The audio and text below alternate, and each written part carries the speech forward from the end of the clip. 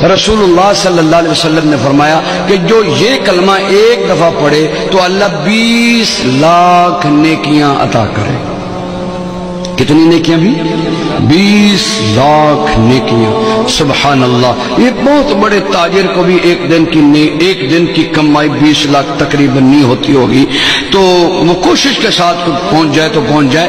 یہ 20 لاکھ، آپ کتنے خوش قسمت ہیں، یہاں 2 گھنٹے بیٹھے ہیں اور 2 گھنٹوں کی برکات یہ کہ جب آپ اٹھ کر جائیں گے تو آپ کے جنت کے بینک میں 20 لاکھ نیکیاں اللہ جمع کروا دیں گے۔